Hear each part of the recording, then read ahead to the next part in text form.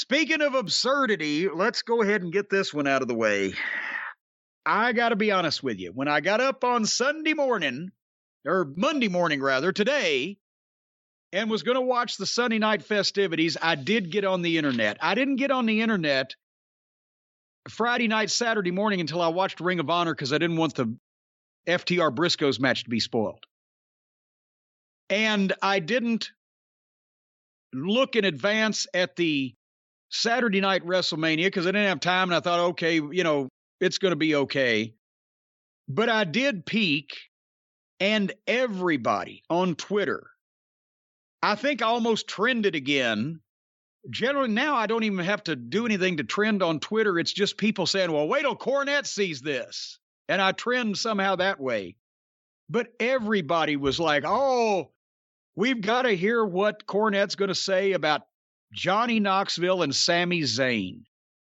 And that's when I thought, what the fuck? So I have to watch this. Because normally I would have said, okay. You watched it? Yes, I watched it. Because wow. Well, everybody was like, it meant so much to them, apparently, that they weren't the only ones that had to suffer through this abomination, that I would somehow watch it and articulate the things on our platform here that they are not able to say in public places because it stunk, it was rotten, it was fucking abominable, and people were offended by it. So, okay, I'll watch it. Because, I mean, that's kind of the attitude I was going to have with it anyway. I just didn't plan on critiquing the whole thing. But all I could think, just even when they started, before they'd ever even got into it, just when the bell was ringing, after the entrances, Sami Zayn, a good old El Generico, and Kevin Owens, Kevin Steen, I've said this before, in Ring of Honor, they were the pains in the ass. We had a great talent roster. They worked hard. They mostly showed up on time. Nobody was really fucking up too bad.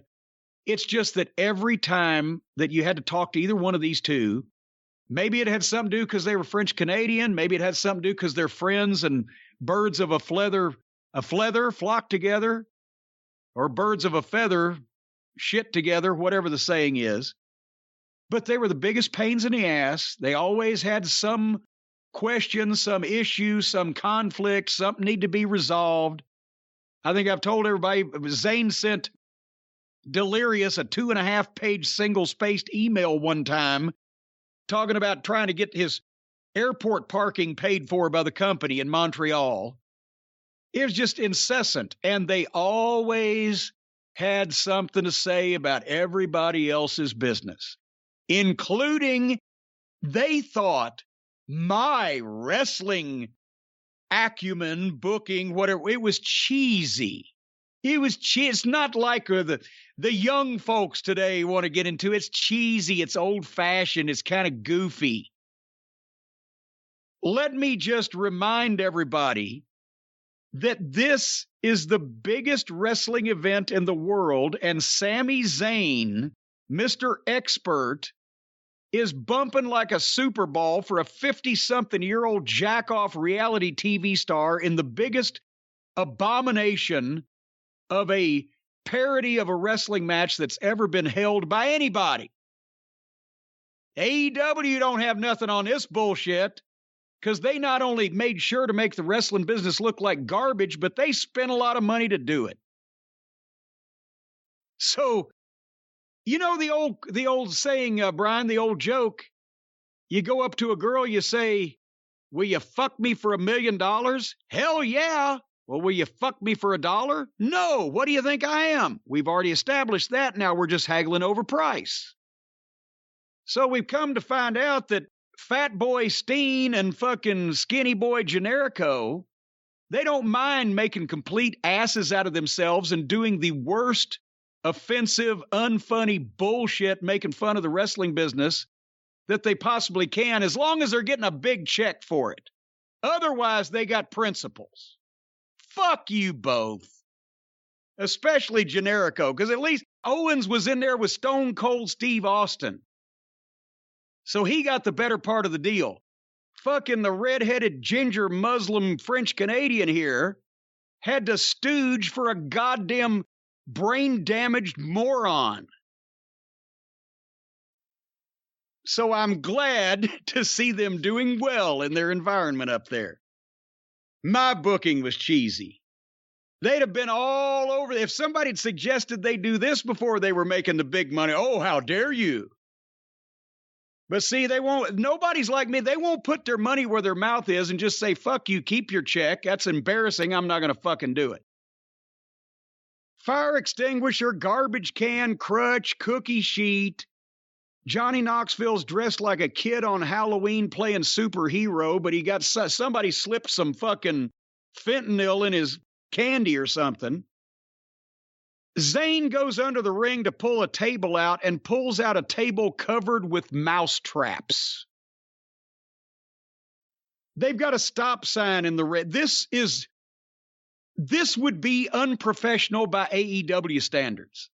Like if Jelly Nutella had a match with some fucking fat, bald, tattooed deathmatch garbage wrestler in some barn somewhere in the middle of Iowa, this is what you would get. And this is on WrestleMania. A bunch of amateurs and a goof going along with it. It actually reminded me of Omega versus Moxley from Baltimore. They're very, very similar matches if you really think about it. Well, they all look the same, but this was even more visually insulting because as bad as Moxley looks like a fucking plumber laying in an alley somewhere, at least he looks like he could fight you, whereas Johnny Knoxville is big as my little finger, gray-haired, by his own admission, brain damaged, and a complete imbecile that a bunch of mentally challenged people have supported to where he has enough money to where he can fucking go around and do shit like this. People think he's some kind of celebrity. And by the way, Sami Zayn suplexed that 50-plus-year-old reality TV goof through a table and got a 2 count. And then Zayn was charging at him in the corner. Knoxville pulls up an air horn and blows it in Sami Zayn's face. It's a fucking spray can with compressed air. I've sprayed them. It won't hurt you if you do it to yourself. It's loud and annoying. So he blows the air horn and Sami Zayn is selling his ears like he's had his goddamn bell rung. And then I thought it was a mark. I thought it was a fan out of the crowd. Some guy comes in the ring and the announcers are calling him Party Boy. And he starts dancing and strips down to his thong underwear. In the middle of the ring, in the middle of the match. Who are these fucking people? Well, he was one of the regulars on Jackass 20 years ago. Well, is this like the Howard Stern crack-addicted dwarf and the fucking juggalo insane clown bullshit whoop whoop thing that... In a sense, it's kind of like a... Jackass is like a self-contained whack pack, I guess you could say. A whack pack? Well, that's what Howard Stern called his people, the whack pack. Oh, I thought that was when you all got together and... Well, we won't go into that. No, that's whack bag. I thought that may be the jack pack. So... Whack pack, jack pack, all whatever. Right. All right, when Jack. When this whole pack gets together, whatever they're doing, whacking, jacking, whacking it, whackity whack, smacking it, smack. I'm gonna go where the. All right, he's going to jack it. So then, Sami Zayn dispatched the party boy in the thong and rolled him under the ring. And then started to go under the ring after him for some reason, but a midget came out from under the ring and beat up and body slammed Sami Zayn in the middle. I can't say he picked him up, he picked him down. Zayn actually bent over and went down in order to be picked up by the fucking midget who body slammed him. And then Johnny Knoxville gets a 2 count on a professional wrestler with a DDT. The midget does not leave. His name is Wee Man. Well, I don't care if he's got a fucking bladder issue. If his incontinence is a problem, this is not the time to talk about it, but he shouldn't have been on WrestleMania. they take forever to pull out something. It's a metal frame with a fake leg attached to it. And on the bottom of the fake leg, on the foot of the fake leg, is a shoe of some description or a boot or whatever. So they set that up. Zayn comes over and potatoed the fucking midget in the face full with a kick. I mean, they showed a replay. He just kicked that fucking midget in the face. And it's the only time I've ever really wanted to thank Sami Zayn for doing anything. So the midget got the potato. Then Zayn goes to the top rope to jump off on Johnny Knoxville, but Johnny Knoxville has a remote control in his hand, and while he's laying there, he reaches up in the air so everybody can see it, and he pushes a button, and pyro blows up off the ring post up Sami Zayn's sphincter. He burned him right in his taintal area, and he takes the bump off the ropes, and then they get a bowling ball and roll the bowling ball into Sami Zayn's nut. What is these ridiculous, mentally challenged, emotionally stunted goofballs' fascination with hitting each other or other people in the fucking nuts? And on purpose. And you've seen the clips in the past they go along with this shit. I have never once in my life, for a bet, for a dare, or for any other reason, allowed somebody to just full force haul off and either hit me, kick me, or drive something into my fucking testicles. Because you can get hurt that way, and it's stupid.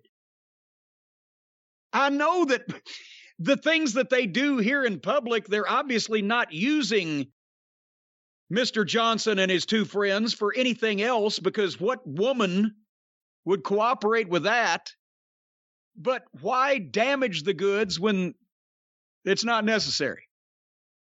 So then after the bowling ball, they got the leg machine and had the leg machine kick him in the nuts while they're all holding it. And it's anybody over the age of 7 who watches or likes Jackass, Johnny Knoxville, or any of this fucking activity in a wrestling match is a complete fucking moron. Let me just make that blanket statement right now, and somebody try to prove me wrong. So this wouldn't end. Zayn took a slam off actually, he just flipped himself. He was on the top rope, and Johnny Knoxville reaches up, and Zayn just dives off, does a forward flip, and goes through the mousetrap table to the concrete floor. Could have killed himself. Anything that they were doing here could have ended in serious injury, and he's in there with a bunch of amateurs. And then all of the jackasses bring a giant mousetrap into I'm talking 6 feet long mousetrap that they've built specifically for this.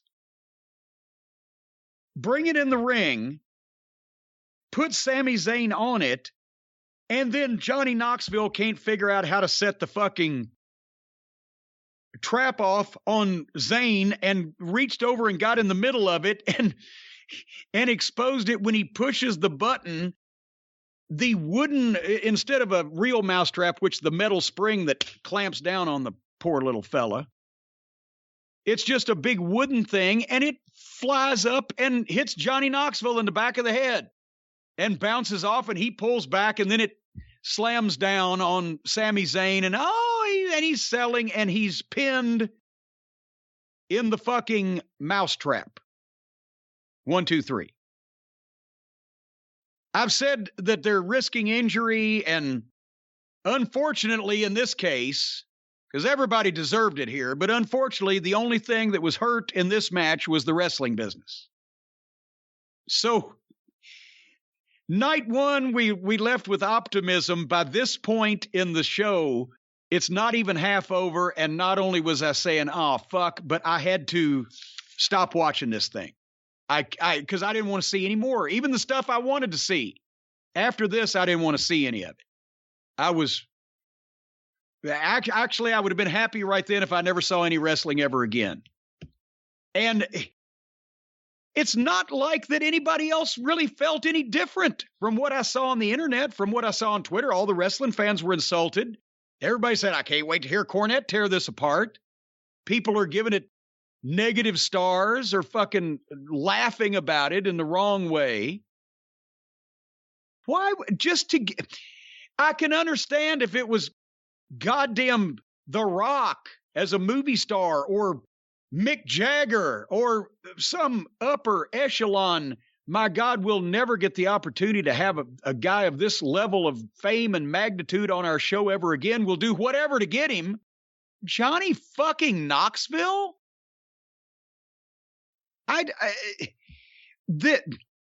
Johnny Knoxville's presence on this show cannot have added.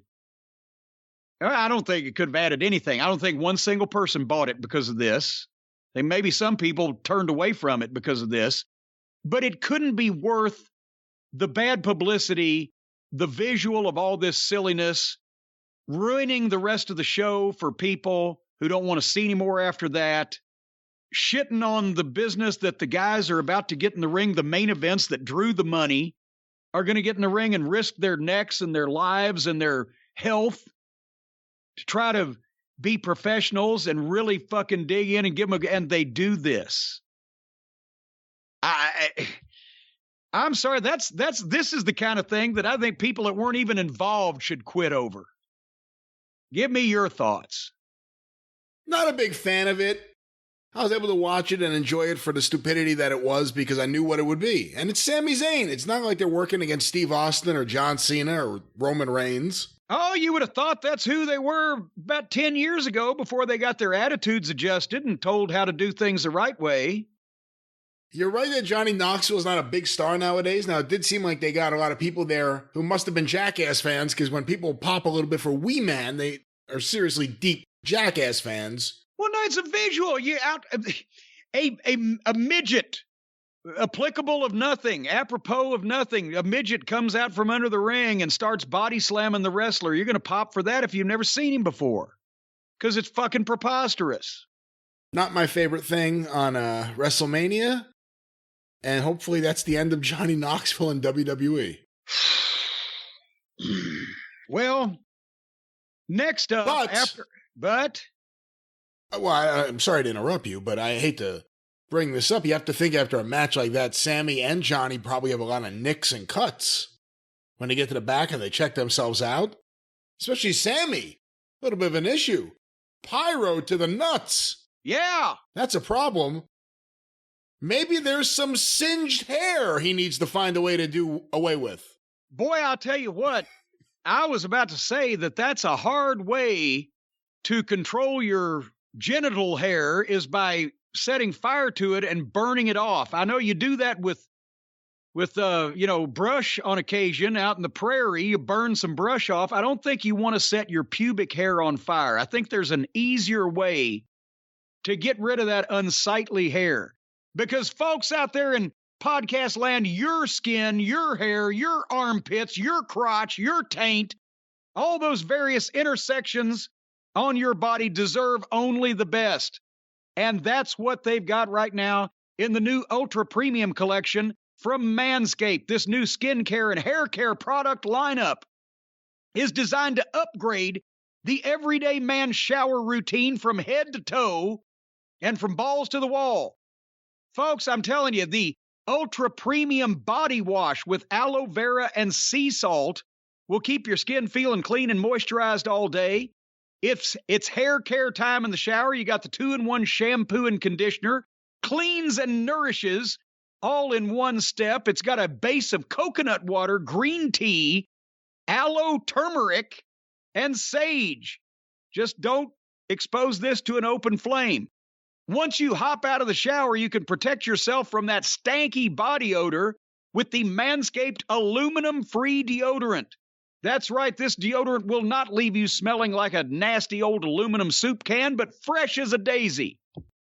And it dries clear, and it's infused with the refined cologne. Then you've got the hydrating body moisturizer spray. This stuff will not only keep you moist, it'll keep you positively soaked. You'll have to wring yourself out several times every night before you go to bed because you will be containing so much moisture in your beautiful skin. And you get a free gift, the Manscaped Lip Balm.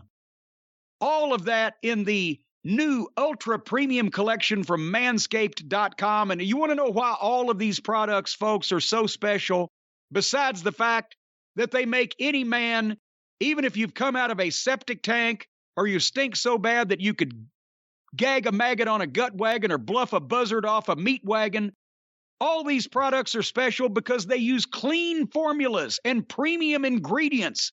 It's cruelty-free, paraben-free, dye-free, and vegan. Cruelty-free. That means you use this stuff and you will be incapable of cruelty. Paraben-free. That means if you use this stuff, you won't have any goddamn parabens. Dye-free. That means you'll live forever. You will never die. And it's vegan. That means it tastes good.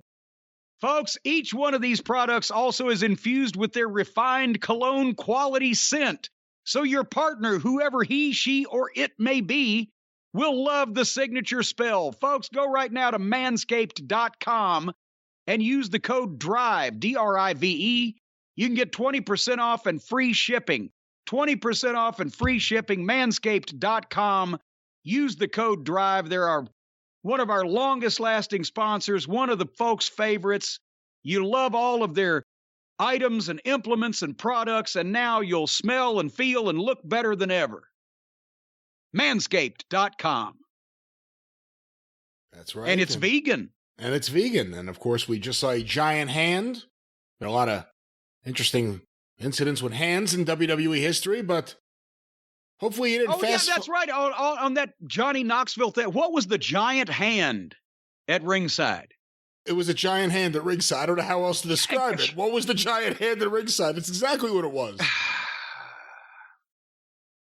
Well, there you go. Anyway,